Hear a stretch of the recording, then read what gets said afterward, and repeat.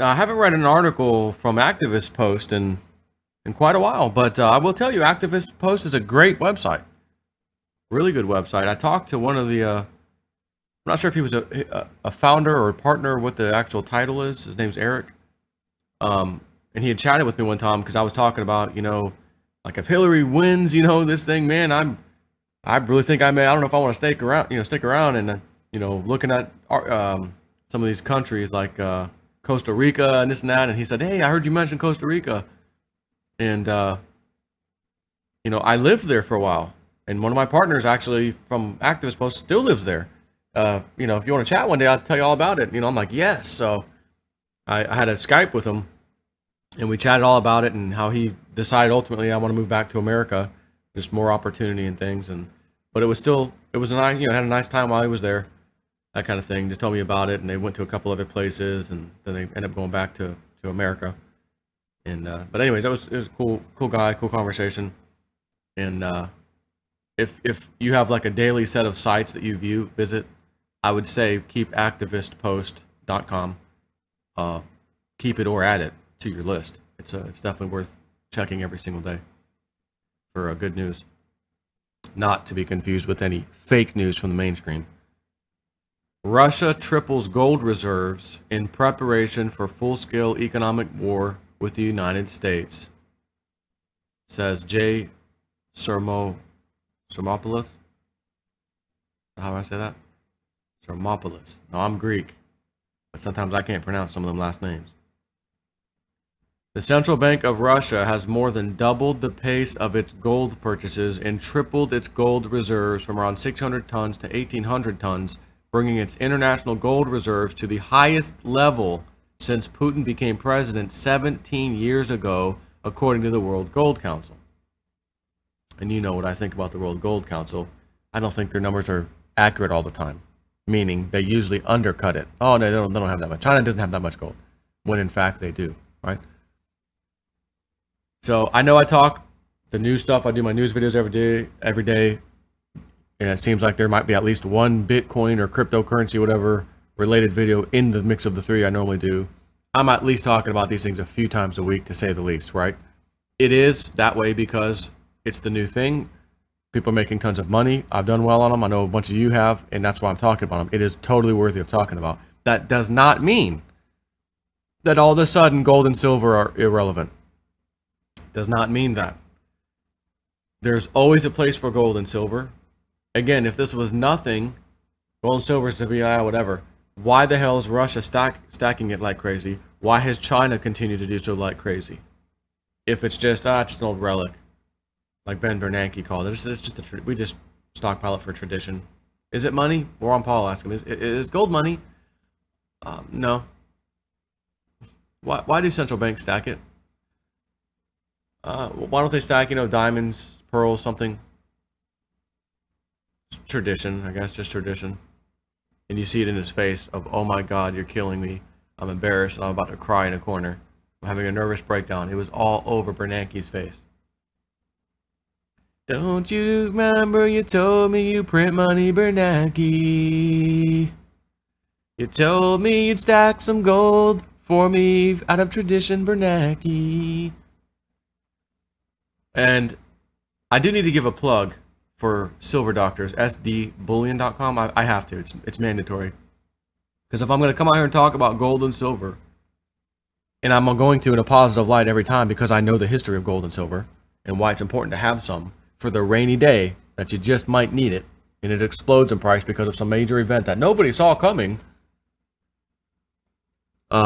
If you haven't started stacking metals, I'm a big time believer in silver. I love silver more than gold. Number one, it's a lot more easier to afford, and it's priced honestly way lower than it should be, period. And one day that's going to break loose. So if you haven't started stacking, or you haven't used or became a new customer at sdbullion.com, go there, and then the link's in my video description box at the bottom, sdbullion.com/jsnip4, and you can get a 10-ounce bar of silver at spot price, no premium. Incredible deal. But I have a hard time not talking about cryptos and the other stuff I always talk about, because that is the big news right now. Doesn't mean gold and silver isn't. It's just not big news. But when I'm looking, the fly on the wall, hey, Russia's been buying out of control. China's been buying out of control. India too, hey, whoa. And these are all these nations that are making deals left and right. Saudi Arabia's now working with them, oil for gold and gold to the Chinese yuan. Like, what the? And I said it 100 times. Where's our representative in that deal? Where's our guy over there? Hey, we want to work with you guys. We'd like to be a part of this little economic powerhouse. No, you guys can't. Matter of fact, hint, America, we're doing this because we don't want you over here. We're tired of your crap. That's kind of what it's saying. And if those nations are stockpiling precious metals, that's all I would need to know, never having done an ounce of research on anything, and saw that and said, if they're doing that, I might want to do a little bit of that. And I have. And that's why I've been talking about this since 2009, 10, when I first, probably 2010 going forward, on my channel. Because I could see history. I was stacking in 2007 and 8 and 9. That's when I started, 2007. I bought my first few ounces of silver at, I think, $13 or something. And as you know, it's jumped up, back down, jumped up, back down, $50. Oh my God, then it crashes down. We learn about this massive manipulation, which we know will end at some point. And that's why I hold this stuff. I'm not getting rid of my silver.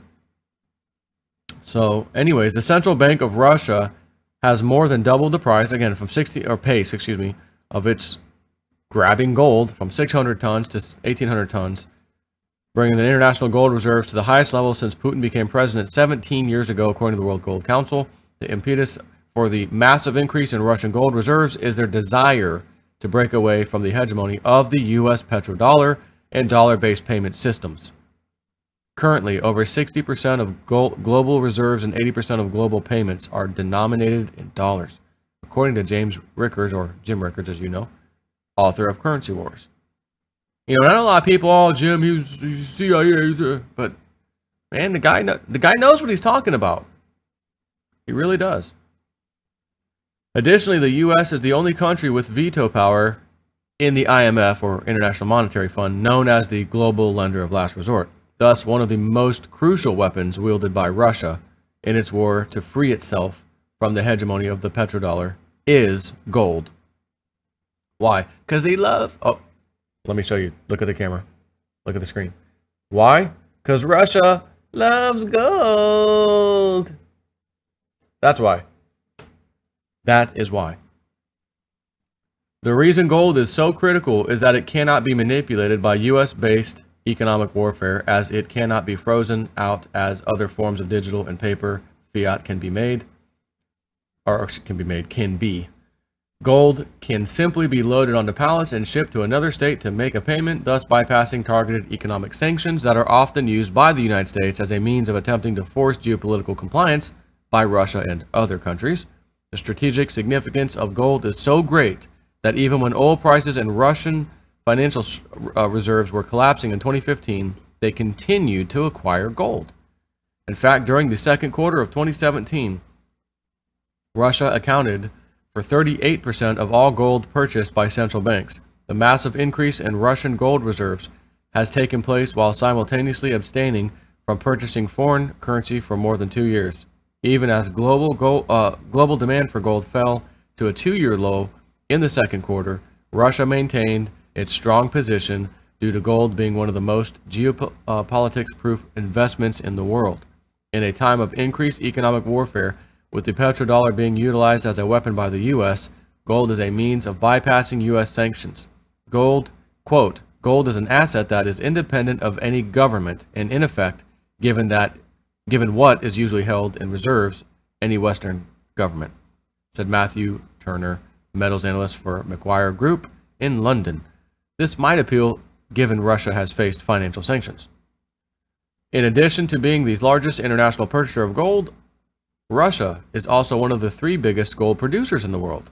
As the Central Bank of Russia produces gold from domestic mines using commercial banks and not in the open market, Russia's accelerated pace of gold bullion purchases began in 2007, with Russian gold holdings now having quadrupled to 1,556 tons at the end of June.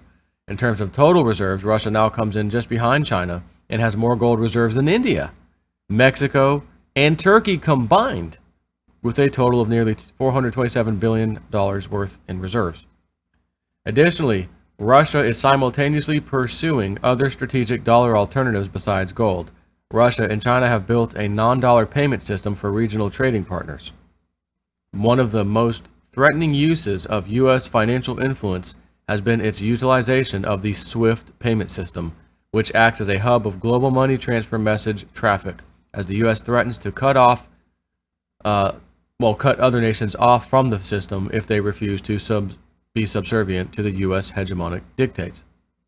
Russia clearly understands its vulnerability to U.S. domination and has worked diligently to reduce that vulnerability. In turn, Russia has created an alternative to SWIFT.